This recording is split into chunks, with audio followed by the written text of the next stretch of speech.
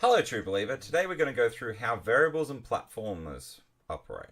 Okay, so first thing is we've already touched on this briefly, but a variable is a way of storing data.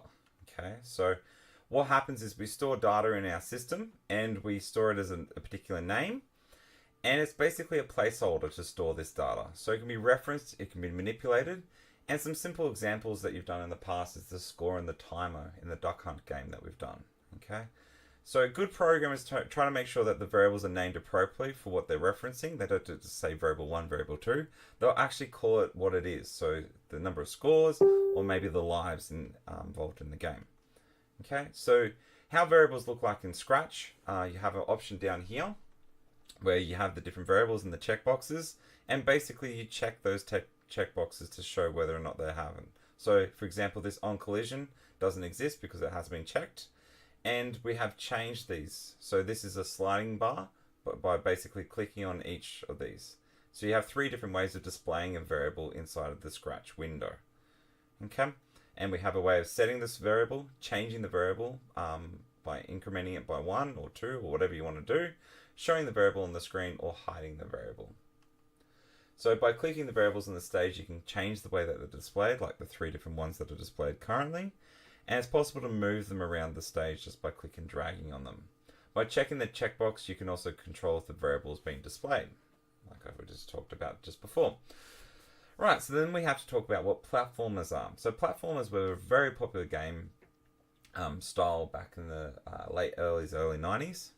And basically it like games like Mario, Sonic the Hedgehog and Ninja Turtles worked in a 2D environment with platforms, and basically your character could either jump on the platform or on the enemies and interact in different ways. Okay, so we're going to learn today what a platformer is, and then we might even be able to buy one, build our own. Okay, so a game in this 2D and it moves from one platform to another. So this is an example of Duke Nukem, which was a game from back in the early 90s. It's the original one. If you can build something like that, this is what an 8 would be worth.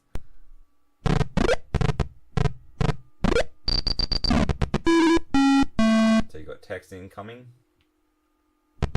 talking to the character. You can jump from platform to platform and fall down. Got different animations, different things to engage in the environment. So he's got a turkey that gives him health. So the little blocks fall down and hit him.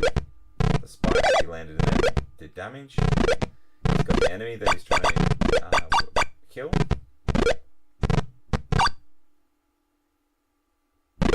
No, so it's following a pattern going left to right. If you look on the screen, it's the score, how much health he's got left, how strong he's got, and all the different items he's got. And now it's going to move to a cutscene. So it's very clear that there's an end to the game. Okay. So that's what you need to start thinking about when you're building your game. Okay. So if you want to try and do a platform. So now I invite you to go have a go at the jumping activity. It's on a video on ClickView underneath this. Have a go and see what you can do. Welcome back. So the next one is creating your own block. So in Scratch, what you can do is you can actually create your own methods or different functions depending on what you're trying to do. So if you're trying to do the same thing over and over, instead of repeating the code, you can actually use these purple blocks and they do all the hard work for you. So you define the code once and then you can reference it with the inputs off this. Okay. So just quickly in Scratch to show you how that works. Under more blocks, you can make a block. Okay, and I'm going to call this the Pythagoras block because I'm a math nerd. And we're going to add in the different options. So we can have a number input and another number input. I'm going to call this side 1. And this one here side 2. Okay. So when we build it, we can now add whatever sort of code we sort of want underneath it. Okay. And Pythagoras, if you've done it in math, is pretty simple. Basically what you're going to try and do is you're going to have a triangle with one side, and if it's a right angle triangle, basically it follows this rule here. Okay, so Pythagoras' rule is a squared plus b squared equals c squared. So if you're trying to find the shorter side, you can do that, Or a simpler way is, if you're trying to find this longer side, the hypotenuse is the square root of the two sides squared together. Okay, it's just a rule. And the cool part with Pythagoras is we can now get it to do it automatically for us. So if we go to the operators, and we're going to get it to say what the Pythagoras' theorem is. Okay, so we're going to go operators, and we're going to go square root, and we're going to put the times in of side 1 times side 2, and that needs to be added on to side 2 plus side 1. Side 1 squared and then side 2 squared, so we're going to put side 2 there, and then side 2 there. We then put that in there. There's our function. So if we input side 1 and side 2, we can now work out the side of the other side. So if we had that, we can now say the other side is equal to semicolon. Okay, so now if we have our little program, start, and we're going to just basically say that. So where's our theory? There. So if we do Pythagoras, and if I put in different side values, and then we'll go wait 1 second, and then put in another value. So let's try the 3, 4 triangle, which should give us 5. If I click start, there you go. Side equals that, side equals that. And it tells you straight away. So rather than having to retype all this for these 2 different times, okay, because we could also do it this way, and then we duplicate it,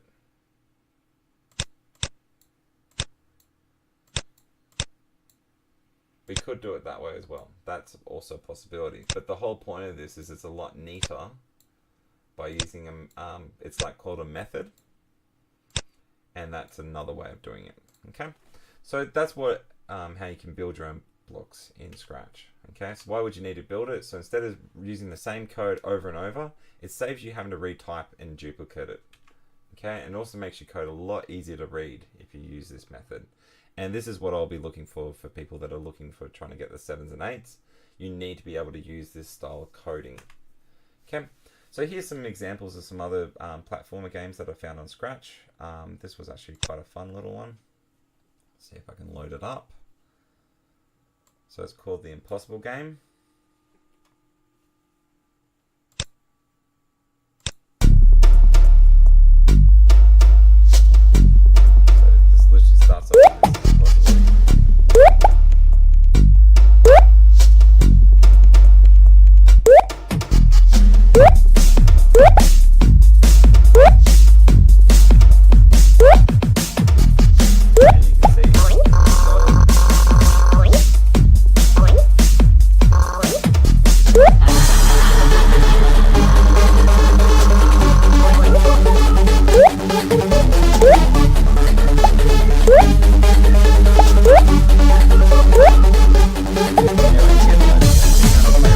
If you want, that was kind of cool. And then there was this one as well, which has a whole heap of different records attached to it. And if we bring that over here, change the cube color.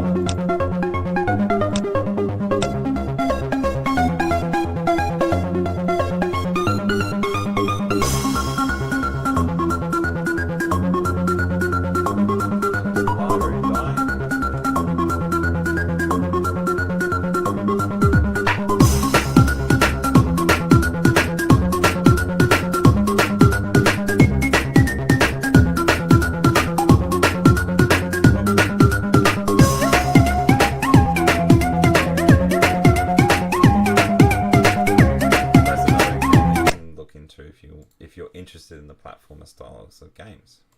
Okay, so that's pretty much it. The next activity I want you guys to build is your own basic platformer, which is activity number 8, and there's a video and click view down below. Okay, that's the link if you want to have a look at the tutorial for how to do the alternative for basic platformer. I've included in the slides behind, so that should give you some ideas on how to build your platformer. Okay, Thank you and good luck with your programming.